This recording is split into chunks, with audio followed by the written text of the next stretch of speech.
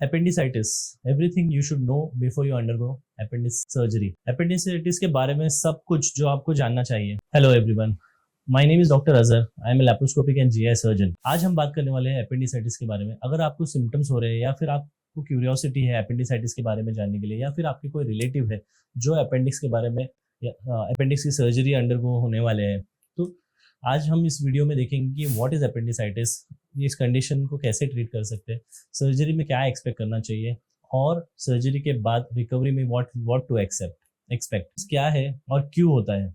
सबसे पहले ये जानते हैं कि अपेंडिसाइटिस क्या होता है. अपेंडिक्स एक छोटा सा ऑर्गन होता है जो आपके लार्ज इंटेस्टाइन के स्टार्टिंग वाला पार्ट, मतलब सीकम से वो एक छोटा सा डाइवर्टिकुलम या एक छोटी सी ट्यूब निकली हुई होती है. इसका स्पेसिफिक रोल कुछ डिफाइंड नहीं है, बट बहुत सारे साइंटिस्ट अभी सोच रहे हैं कि अपेंडिक्स का जो रोल है वो थोड़ा बहुत हमारे गट रिलेटेड इम्यून फंक्शन में काम करता है, बट एज सच उसका डाइजेशन में कोई फंक्शन अभी नहीं है. सो अपेंडिक्स का जो ओपनिंग होता है, अपेंडिक्स के अंदर का जो होल होता है, जब ये ब्लॉक हो जाता है तो अपेंडिक्स के अंदर इन्फेक्शन के सिम्टम्स या फिर सूजन के सिम्टम्स आने लगते हैं, और ये एक बहुत ही कॉमन सर्जिकल इमरजेंसी है. एक बहुत इंपॉर्टेंट फैक्ट ये है कि 5 से 7% लोग अपनी लाइफ में कभी ना कभी अपेंडिसाइटिस का शिकार होंगे या अपेंडिसाइटिस के सिम्टम्स को फेस करेंगे. हर साल दुनिया भर में लाखों केस होते हैं जिनमें एक्यूट अपेंडिसाइटिस होता है, और अपेंडिसाइटिस 10 पूरे एज ग्रुप में होता है, but most commonly early age group में ज्यादा इफेक्ट करता है. तो अपेंडिसाइटिस के सिम्टम्स क्या होते हैं, कब आपको डॉक्टर को दिखाना चाहिए या फिर कब आपको ये सस्पेक्ट करना चाहिए कि आपको अपेंडिसाइटिस हो सकता है. तो सबसे इंपॉर्टेंट चीज इसमें है कि आपका एब्डोमिनल पेन, ये जो आपका एब्डोमिनल पेन रहेगा, इसकी शुरुआत आपके अम्बिलिकल रीजन या पेरिअम्बिलिकल रीजन के यहाँ पे होगी, और वो पेन आपका माइग्रेट करके आपके एब्डोमेन के राइट साइड और लोअर साइड पे माइग्रेट होगा. तो इस चीज को हम लोग बोलते हैं माइग्रेटरी पेन. ये एक बहुत इंपॉर्टेंट सिम्टम है, और जब आप उस हिस्से को हाथ लगाओगे तो वो पेन और भी ज्यादा सिवियरिटी से होगा. कभी कभी अपेंडिसाइटिस में फीवर आ सकता है, उल्टियाँ हो सकती है, मोशन बंद हो सकते हैं, या फिर कभी कभी लूज मोशन भी हो सकते हैं. और अगर आपने इसको समय रहते ट्रीट नहीं किया तो कभी कभी आपका अपेंडिक्स में रप्चर हो सकता है, जिसकी वजह से पेट के अंदर बहुत सारा पस जमा होने की भी संभावना हो सकती है. एक और खास बात अपेंडिक्स के पेन के बारे में ये है कि जब आप मूव करते हो या फिर अगर आप अपने पैर हिलाते हो और पेन आपका बढ़ जाता है, या फिर कफ या फिर स्नीजिंग के बाद अगर आपका पेन बढ़ जाता है, तो ये एक इंपॉर्टेंट सिम्टम हो सकता है अपेंडिसाइटिस का. Depending on the patient profile, appendicitis काफी सीरियस कंडीशन हो सकती है, specially in older age and specially in childrens, because वहाँ इम्यून फंक्शन काफी कॉम्प्रोमाइज होता है, या फिर जो रिजर्व्स रहते हैं बॉडी के वो कम हो जाते हैं. इसकी वजह से अपेंडिक्स रैपिडली डेवलप होकर कॉम्प्लिकेट हो सकता है या फिर रप्चर भी हो सकता है. सो अपेंडिसाइटिस को हम लोग डायग्नोज कैसे करते हैं, तो लार्जली अपेंडिसाइटिस एक क्लिनिकल डायग्नोसिस है, जिसका मतलब ये है कि जब आपको सर्जन या आपके डॉक्टर जब आपको टेस्ट करेंगे, एग्जामिनेशन करेंगे, तो उनको ये काफी हद तक सस्पिशन आएगा कि आप अपेंडिसाइटिस से सफर कर रहे होगे. तो इसको हम लोग बोलते हैं कि क्लिनिकल एग्जामिनेशन. सो उसके अंदर सबसे इंपॉर्टेंट रहता है कि डॉक्टर्स आपके पेट को एग्जामिन करेंगे और उसके अंदर से ही सस्पिशन आता है. जब फिजिकल एग्जामिनेशन पे आपको सस्पिशन होगा कि ये अपेंडिसाइटिस है, उसके बाद हम लोग बाकी के टेस्ट करते हैं, जैसे कि सोनोग्राफी मोस्ट कॉमनली पहला टेस्ट रहता है जो हम परफॉर्म करते हैं. अब सोनोग्राफी के अंदर जो लीन पेशेंट्स होते हैं, जो थिन पेशेंट होते हैं, उनके अंदर बहुत ही आसानी से अपेंडिक्स दिख जाता है और बहुत इजीली पिकअप हो जाता है.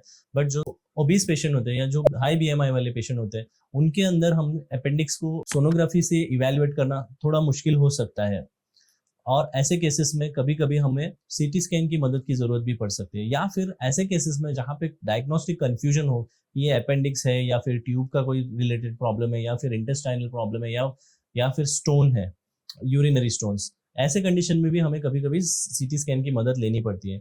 या फिर ऐसे केसेस जहाँ पे हम सस्पेक्ट करें कि ये परफोरेटेड अपेंडिसाइटिस है या जिसके अंदर पस हो सकता है, बहुत ही सिक पेशेंट है, उन केसेस में भी हम लोग सीटी स्कैन की जरूरत पड़ सकती है. इसके अलावा हमें ब्लड टेस्ट करने पड़ते हैं. ब्लड टेस्ट में हमें ये पता चलता है कि कितना सिवियरिटी ऑफ इन्फेक्शन अंदर फैला है.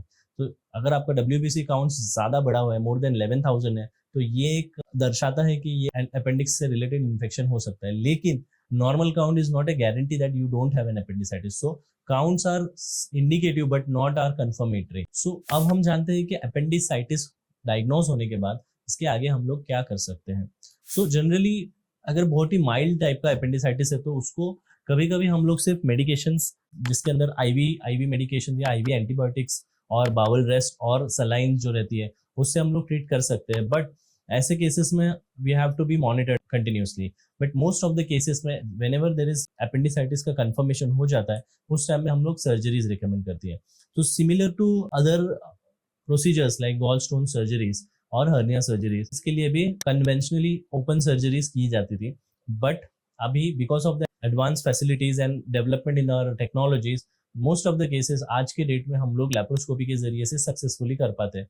इवन रप्चर्ड अपेंडिक्स होगा या परफोरेटेड अपेंडिक्स होगा, उसके लिए भी हम लोग लैप्रोस्कोपी से अपेंडिसाइटिस की सर्जरी सेफली कर सकते हैं, लेकिन हाई वॉल्यूम सेंटर या फिर एक्सपीरियंस सर्जन से ही सर्जरी कराना जरूरी है। अब लैप्रोस्कोपिक सर्जरी में हम क्या करते हैं? लैप्रोस्कोपिक सर्जरी में हम लोग पेट के अंदर न्यूमोपेरिटोनियम क्रिएट करते हैं या फिर हवा कार्बन डाइऑक्साइड भर देते हैं, और जिसकी वजह से हमें एरिया ऑफ वर्किंग मिल जाती है, एंड स्मॉल स्मॉल होल्स के जरिए से हम लोग अपेंडिक्स की सर्जरी करते हैं।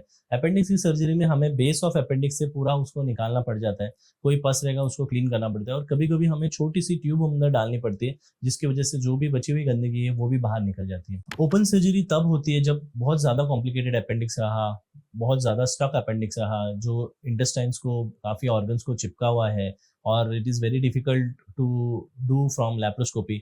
उस केस में हमें कभी कभी ऐसा भी होता है कि हमें ओपन सर्जरी करने की जरूरत पड़ सकती है। यदि हम लैप्रोस्कोपिक सर्जरी करते हैं तो मोस्ट ऑफ द टाइम 24 से 48 आवर्स के अंदर पेशेंट्स काफ़ी रिकवर हो जाते हैं, डाइट टॉलरेट करने लगते हैं, और most of the patient 48 hours के बाद घर भी जा सकते हैं। अभी सर्जरी के बाद आपको क्या एक्सपेक्ट करना चाहिए? अपेंडिक्स सर्जरी वो इंटेस्टाइन से रिलेटेड सर्जरी होती है, इसलिए हम लोग तुरंत बहुत सारी डाइट शुरू नहीं करते हैं generally, but in those patients who are recovering very well, we start with liquid diets and then convert to soft diet, जैसे वो टॉलरेट करें वैसे। अपेंडिक्टमी होने के बाद रिकवरी भी फास्ट होती है, खास करके जब लैप्रोस्कोपी से किया रहेगा तो पेशेंट 1-2 हफ्ते में काफी हद तक रिकवर हो जाते हैं, अपनी रूटीन डाइट पे आ जाते हैं, और अपने नॉर्मल जॉब्स भी वो करने लगते हैं। जबकि ओपन सर्जरी या फिर कॉम्प्लिकेटेड अपेंडिक्स के लिए जब सर्जरी करते हैं तो ये रिकवरी पीरियड 1-2 हफ्ते से ज्यादा बढ़ जाता है।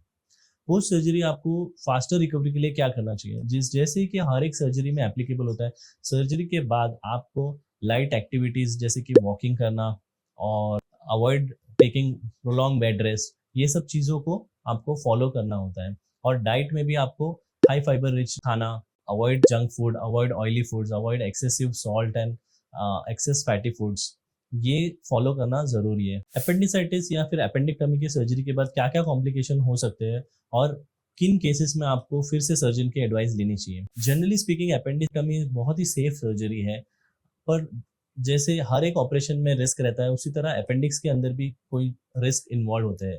फॉर एग्जाम्पल, अपेंडिक्टमी के बाद ब्लीडिंग हो सकती है या फिर इन्फेक्शन हो सकता है, कभी कभी हमारी जो टाँके हैं उसमें पानी हो सकता है या पस हो सकता है, जिसको हम लोग सर्जिकल साइट इन्फेक्शन बोलते हैं। तो इन केसेस में आपको अपने डॉक्टर को कंसल्ट करना चाहिए। अगर अपेंडिक्स की सर्जरी के बाद आपको हाई ग्रेड फीवर आने लगा, या फिर आपके मोशंस पास नहीं हो रही है, गैसेस पास नहीं कर रहे, या फिर पेट फूलने लगा, तो ये एक इमरजेंसी चीज़ हो सकती है, जहाँ पे कभी कभी अपेंडिक्स का जो स्टम्प है वो ओपन हो सकता है। उस केस में आपको तुरंत मेडिकल एडवाइस सीख करना चाहिए और नेसेसरी स्टेप्स लेने चाहिए। मोस्ट ऑफ द केसेस में, more than 95% of the cases में अपेंडिक्टोमी इज वेरी सक्सेसफुल सर्जरी। उसके बाद कोई भी मेजर कॉम्प्लिकेशंस नहीं होता, और मोस्ट ऑफ द पेशेंट अपनी लाइफ नॉर्मली रिज्यूम कर सकते हैं। सर्जरी के पहले अपने डॉक्टर से सही सवाल पूछना बहुत ज़रूरी है, जैसे कि रिकवरी प्रोसेस को कितना समय लगेगा, किस तरह से हम लोग ये सर्जरी प्लान कर रहे हैं, और आप केस में कोई स्पेसिफिक रिस्क है या नहीं।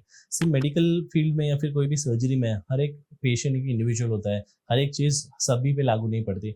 आपके केस में कोई स्पेसिफिक रिस्क रहा या फिर कोई स्पेसिफिक प्लानिंग रहा, तो आप वो अपने डॉक्टर से या अपने सर्जन से स्पेसिफिकली पूछ सकते हैं। एक बात याद रखिए कि एपेंडिसाइटिस एक सीरियस कंडीशन हो सकती है अगर टाइम पे ट्रीटमेंट किया नहीं तो। लेकिन और एक बात उतनी ही इम्पोर्टेंट है कि अगर आप टाइम पे ट्रीटमेंट करते हो, सही ट्रीटमेंट करते हो, तो एपेंडिसाइटिस को हम लोग इजीली ट्रीट कर सकते हैं without getting into any kind of complications. अगर ये आपको वीडियो हेल्पफुल लगा तो ऐसे और वीडियोस के लिए subscribe to my channel and stay tune. Thank you.